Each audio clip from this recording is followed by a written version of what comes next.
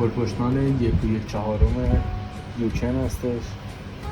برای باز کردن تعمیرش و یا حالا سرویسش بخوایم بکنیم، قسمت اول بوبین سرعت رو باز بکنیم.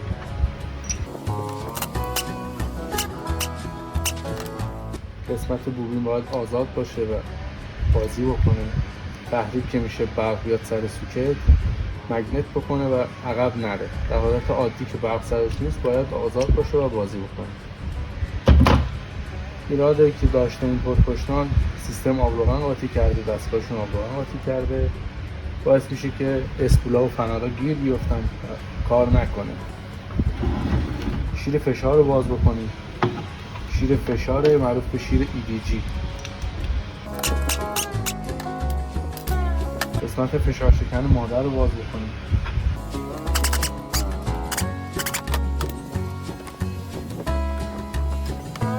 اسپول وسط، اسپول مادر نباید توش خط و خش افتاده باشه یا دچار خوردگی شده باشه این قسمت ها.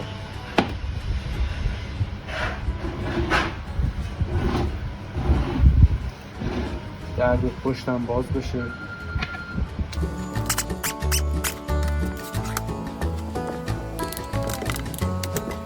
برای سرویس تمامی اورینگ‌های پرپشت‌ها باید تعویض بشن.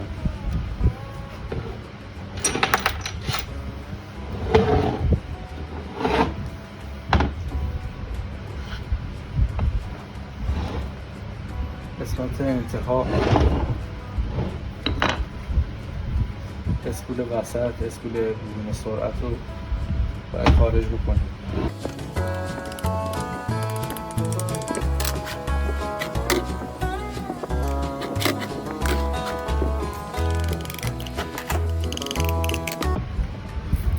به دلیل زنگ زدگی این قسمت این مقدار گیرپاچ کرده، خیلی باید روون‌تر بازی میکنه.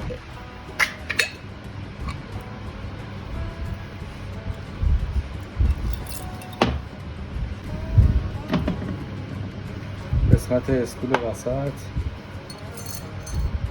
2 تا فنر داره، فنرها نشکسته باشن، از حالت استاندارد کوتاه‌تر نشده باشن. 3 تا واشر تنظیم داشته برای ارتفاع تنظیم کردن فنره.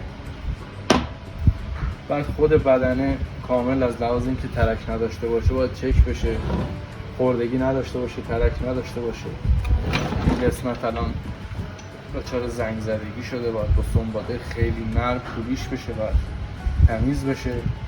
قسمتی هم که با چکش میزدیم در میومد خیلی آروم ضربه بزنیم که تو بدنه خط نیفته. قسمت شیر فشار، شیر EDG رو باید باز بشه.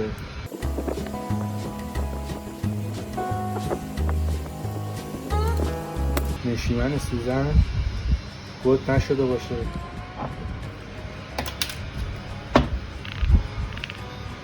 فنر و سوزن باید تعویض بشه. این سوزن الان خرابه، نوکش گرد شده و جا انداخته، خرابه، تعویض باید بشه. فنر هم نباید از حالت استاندارد کوتاه‌تر شده باشه. این قسمت هم عین بوبین سرعت، این قسمت بوبین فشار باید آزاد باشه، برق که میاد تحریک بشه و سوزن رو به پایین هل بده.